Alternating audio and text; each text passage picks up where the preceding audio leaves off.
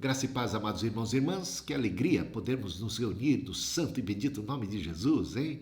Ainda que de modo virtual, nesses dias de pandemia, isso é sinal de que a igreja não consiste em edifício, ela transcende. A igreja somos nós, redimidos, comprados pelo sangue de Jesus, onde dois ou mais estiverem reunidos em meu nome, ali eu estarei. E a gente faz muito bem em aproveitar todos os meios de comunicação para estarmos juntos, irmanados, debaixo do cabeça da igreja, que é nosso Senhor Jesus Cristo. E temos uma mensagem de redenção, né? Isso é maravilhoso. E ainda mais agora, por ocasião da celebração de mais um aniversário daquela experiência que transformou a vida de John Wesley, fundador do metodismo, que aconteceu em 24 de maio de 1738. Hoje é dia 23 de maio, amanhã é dia 24, então por ocasião disto, estamos aqui nos reunindo para lembrar do significado. Isso foi como um divisor de águas na história do metodismo, fez tremenda diferença, impactou a vida de Wesley e o mundo ao seu redor. E vamos entender do que se tratou. Eu espero aqui, em rápidas palavras, dar aqui um resumo, né, do que é que se passou nesse dia, né, 24 de maio de 1738. Sabe que John Wesley, até então, era um homem que vivia muitos conflitos pessoais, conflitos de fé. Ele sequer tinha certeza da salvação. Ele também pensava que a salvação se dava por meio de fé mais obras, e aí nunca que tinha paz, né? Veja só, no seu diário de Wesley, página 76 dessa edição nova da Editel, Wesley diz o seguinte: por meu esforço contínuo em manter toda a sua lei, fui persuadido de que poderia ser aceito por ele e que estaria em um estado de salvação. Em 1730, comecei a visitar as prisões, a ajudar os pobres e doentes na cidade e a fazer o bem tanto quanto pudesse com minha presença e minha pequena fortuna, jejuns, quartas e sextas. Tudo isso ele estava fazendo, e não são coisas más, ele fazia coisas muito boas, ele era muito zeloso em boas obras, mas ele fazia isso como um meio de alcançar a salvação. Ele entendia que a salvação se dava através do esforço, e ele tentava então conquistar méritos suficientes, só que a salvação não se dá por meio de obras, e ele estava equivocado, ele tinha uma doutrina, digamos assim, legalista. E por conta disso é que ele não tinha paz, ele nunca tinha certeza da salvação, ele nunca tinha aquela paz de Deus, porque ele sempre ficava pensando: será que eu fiz o suficiente? O que é que mais falta? Será que eu já agradei a Deus o suficiente? Será que eu já cumpri tudo aquilo que eu devia? Então ele vivia um conflito, né? Embora fosse um homem piedoso, zeloso de boas obras, ele não conhecia ainda a graça do Evangelho. Ele conhecia as coisas de maneira deturpada, ele tinha um problema aqui teológico. E veja só, o diário de Wesley, ainda na página 76, dizendo o seguinte: todavia, depois de continuar por muitos anos nesse curso, vi-me perto da morte. E ele conta daquela viagem missionária que ele fez, quando de repente, no meio do oceano, um grande temporal, e quando o barco ameaçava afundar, ele estava morrendo de medo de morrer. Morrendo de medo de morrer. E aí ele ficou assim, muito perturbado, porque ele realmente não tinha certeza da salvação. E teve ali um grupo de cristãos moravianos, e esses cantavam, esses tinham paz, né? Esses estavam prontos para morrer se fosse o caso. E ele ficou espantado: ué, como é que vocês não estão assustados? Como é que vocês não têm medo de morrer? Que segredo é esse? E aí foi que ele ouviu falar de maneira muito mais clara a respeito da salvação pela fé, pela graça e não por obras, né? Embora isso estivesse na Bíblia, mas ele estava vendo e conhecendo isso realmente na prática ali por ocasião. Então, esse episódio foi assim algo que o abalou profundamente, que mexeu. Ele falou: puxa, eu não estou bem. Eu pensava até que estava bem, mas não estou. não estou bem. E ele viu o seguinte: e não pude me certificar que tudo isso me deu algum conforto ou alguma segurança da aceitação para com Deus. Nenhuma das suas obras, nada daquelas atividades trouxe para ele segurança. Ele não tinha segurança da salvação. Aí, nesta maneira refinada de confiar em minhas próprias obras e em minha própria retidão, tão zelosamente inculcada pelos escritores místicos, daí deriva talvez essa má compreensão, né? Pelo menos nesse aspecto, não que os escritores místicos errassem em tudo, e nem ele, Wesley, tinha uma teologia totalmente ruim, ele errava e pecava nesse aspecto. Aí ele diz: arrastei-me pesadamente, não encontrando nenhum conforto. Então a vida cristã para ele era uma coisa pesada, era um fardo. Ele sentia como se carregasse aquele fardo pesado sobre as costas. Ele não tinha alegria da salvação, ele não tinha paz no seu coração. Então, na página 77, ele registra: todo o tempo em que estive em Savannah, estava dando socos no ar, ignorante sobre a retidão de Cristo, que através de uma fé viva nele, Cristo traz a salvação a todo aquele que crê. Ele ignorava isso. Isso é tão básico, tão simples, né? Para aqueles que conhecem, para aqueles que nasceram no Evangelho, da graça, né? Parece tão simples, mas isso não era simples para muita gente. Não era simples para muita gente que estava vivendo, né, um anglicanismo legalista, oriundo daquele catolicismo também legalista, né? E nem tinha, ele diz, o testemunho do Espírito Santo com o meu espírito, e com certeza não poderia, uma vez que eu buscava isso não pela fé, mas, por assim dizer, pelas obras da lei. Por isso, o resultado era conflito, medo da morte. Então, eu vim para a América, naquele episódio do barco, quase afundando, ele chegou a essa conclusão. Eu vim para a América para converter os índios, mas quem deverá me converter? Quem me livrará desse coração pecaminoso? Pela descrença, contaminado pela descrença.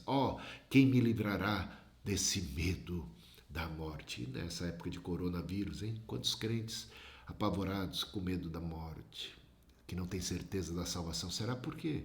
Porque estão baseando a sua esperança de salvação em si mesmos, em suas boas obras, na sua conduta.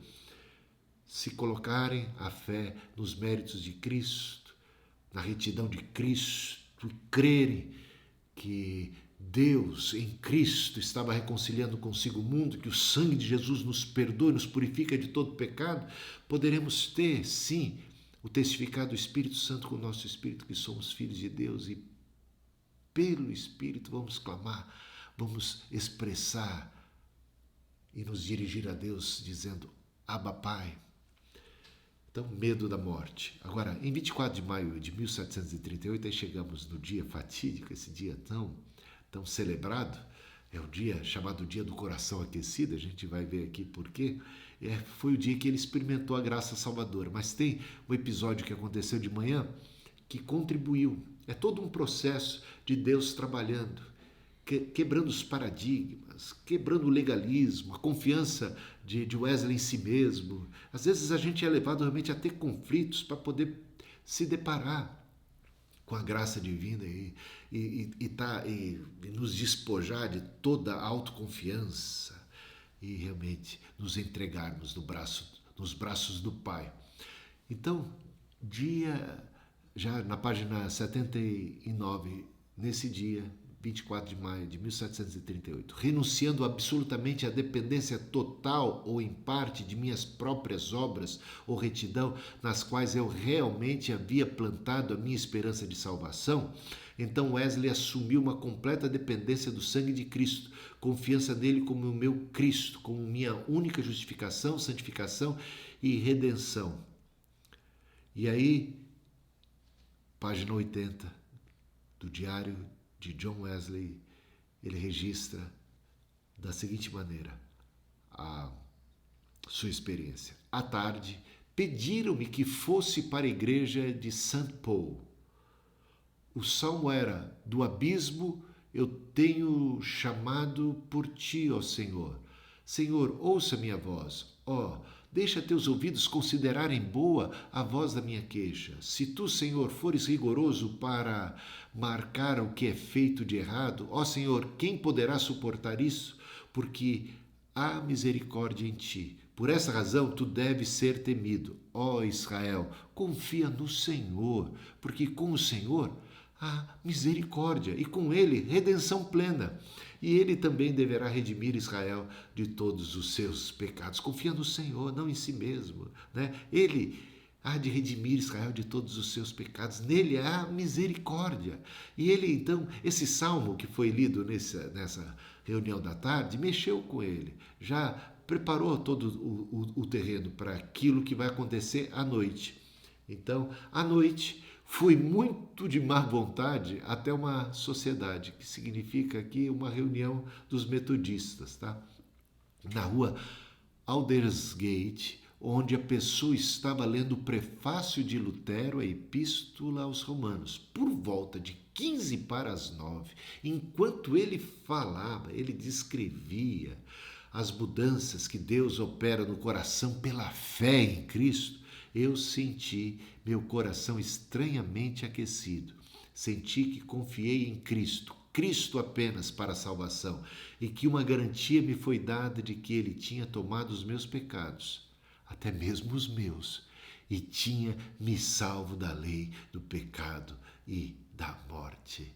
Ele experimentou a paz de Deus que excede a todo entendimento, ele experimentou a certeza da salvação, ele se entregou ao poder da cruz, à redenção que jorra da cruz, a misericórdia manifesta em Cristo Jesus ali na cruz, e ele teve então, pela primeira vez na sua vida, o senso do perdão. O senso do perdão que foi possibilitado pela graça e pela misericórdia de Deus. Veja só o que ele diz: a verdadeira fé viva em Cristo é inseparável do senso de perdão de todos os pecados. Você crê em Cristo? Ele diz: a verdadeira fé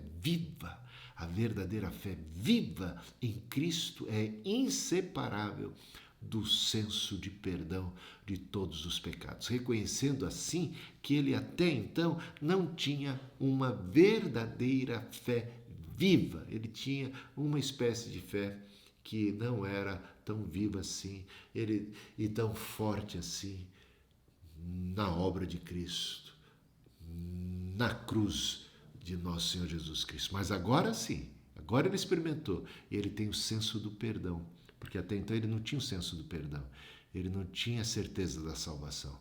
E agora ele falou: o Senhor perdoou os meus pecados, e o coração dele foi estranhamente aquecido. Então essa experiência de Wesley é uma experiência com a graça de Deus. Ele experimentou a graça, o perdão, a obra da cruz, e ele se sentiu tão confortado. O senso do perdão. Gente, a graça nos alcançou, a graça de Deus se manifestou salvadora a todos os homens, educando-nos que, renegadas as paixões mundanas, vivamos no presente século de maneira sensata, digna do Evangelho, né? De maneira sóbria.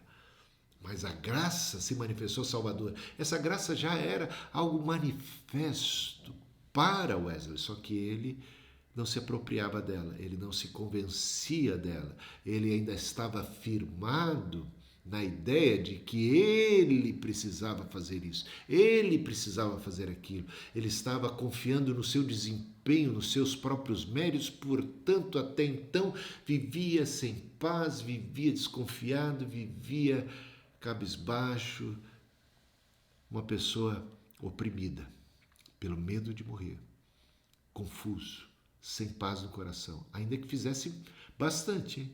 Para um ser humano, poucos homens eram tão piedosos, tão devotos, praticavam tantas boas obras como John Wesley, mas nada disso trazia para ele alegria, verdadeira confiança, senso de perdão, senso de salvação. Tinha ele ainda medo de morrer e muitos conflitos. Só quando, em 24 de maio de 1738, ele convenceu-se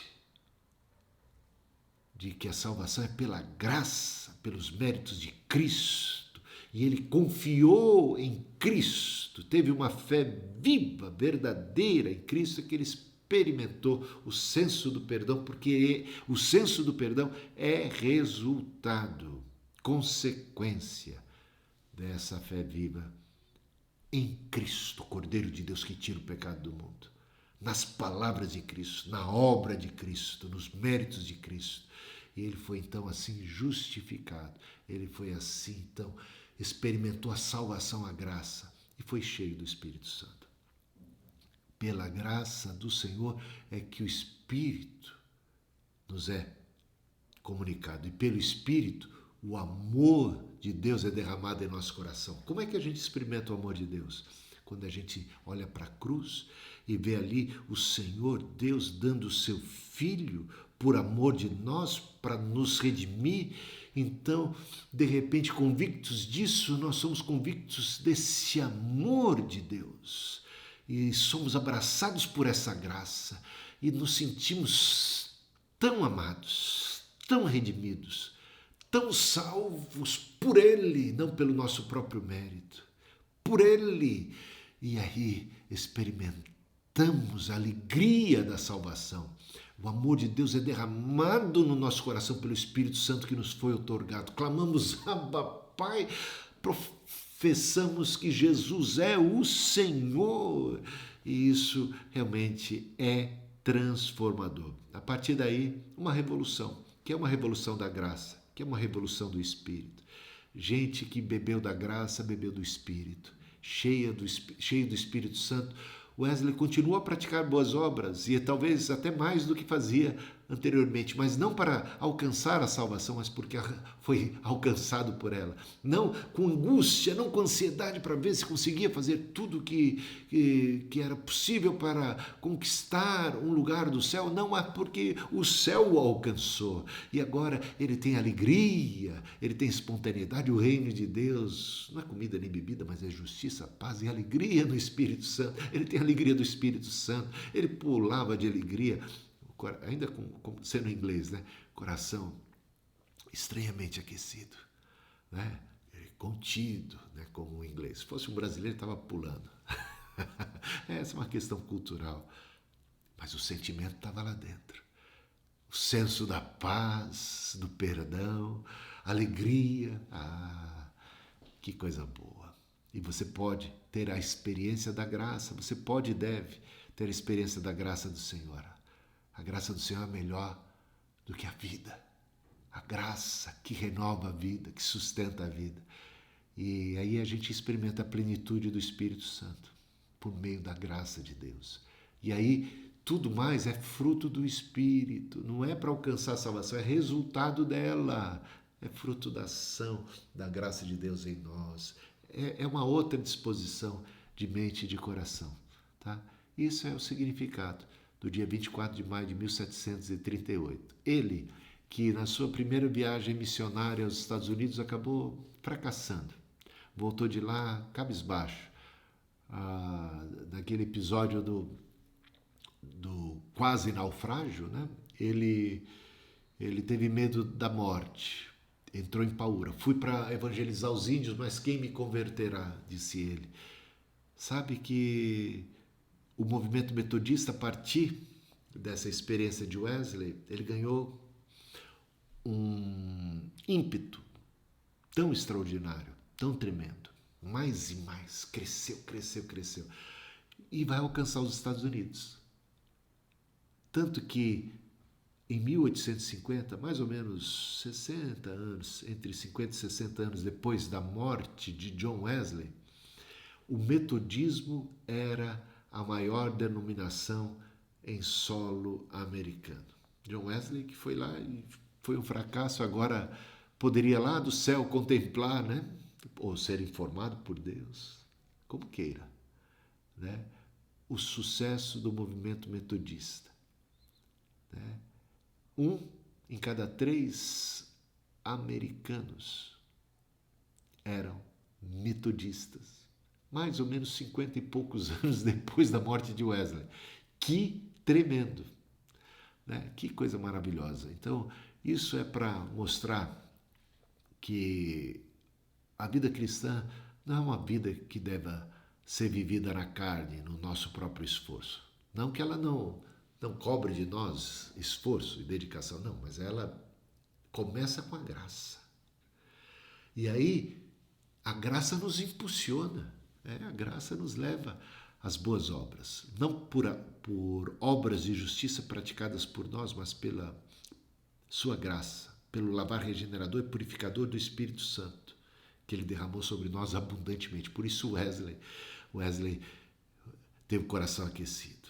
A graça, a salvação pela graça, o derramar abundante do Espírito Santo sobre sua vida, que foi um divisor de águas para a sua vida, para o próprio metodismo, e serve como um marco para a gente, que a gente pode e deve ter experiência da graça e do Espírito, né? E isso cotidianamente. Enchei-vos do Espírito Santo, falando entre vós em salmos, hinos e cânticos espirituais. Habite ricamente em vós a palavra de Deus. Seja cheio do Espírito Santo, experimente a graça, conheça a graça, confie na graça, deixe ser tomado pelo Espírito Santo, pela graça de Deus, tá? Essa é a minha mensagem baseada na história, na experiência de Wesley, e que é tão relevante para nós. Nesses dias de pandemia, não tenha medo, confia no Senhor. Ele nos redimiu, Ele nos salvou. Aquele que é a ressurreição e a vida, aquele que tem a chave da morte, aquele que venceu a morte. Confia no Senhor de todo o teu coração, tá? Permita-me orar por você. Pai Celestial, a tua graça, que é melhor do que a vida, se manifestou tão salvadora e veio ao nosso encontro. Oh, Senhor, que seríamos nós sem a tua graça? Que seríamos nós sem o Evangelho? Que seria de nós sem a pregação do Evangelho ter nos alcançado? Obrigado, porque o Senhor veio a nós. É o Senhor pelo teu Espírito. E teu Espírito nos convenceu do pecado, da justiça, do juízo, como foi no caso de Wesley, mas de repente nos apresentou também a solução. Não nos deixou na angústia, não nos deixou na miséria. O Senhor foi o nosso Redentor. Quando viu o Senhor que estávamos mortos dos nossos delitos e pecados, o Senhor nos ressuscitou espiritualmente, o Senhor nos salvou. Pela graça fomos salvos, mediante a fé. Isso não veio de nós, veio do Senhor, é dádiva do Senhor, não por obras, para que ninguém se glorie. Somos feituras suas, fomos recriados em Cristo Jesus para as boas obras. Essa é a nossa vocação, cumprir o mandamento de Cristo, cumprir a tua vontade, mas agora de maneira tão livre, tão espontânea, tão amados, tão redimidos. Oh, Senhor, ao Senhor seja sempre a honra e a glória para sempre. Que essa mensagem do Evangelho da Graça nunca se aparte do nosso coração. Que nós, apegados a Ti, porque o Senhor é o Senhor da graça, o Senhor da misericórdia, possamos seguir a nossa jornada, crescendo na graça e no conhecimento do Senhor, sendo cheios do Espírito Santo, cheios de alegria, e possamos produzir muitos frutos para a Tua glória. Abençoa os jovens, abençoa os adolescentes, as crianças, os adultos, os anciãos, todos, Senhor. Todos estão debaixo do Teu amor, debaixo do Teu cuidado. Ao Senhor seja sempre a honra e a glória para sempre. Amém e amém. Valeu. Deus abençoe vocês.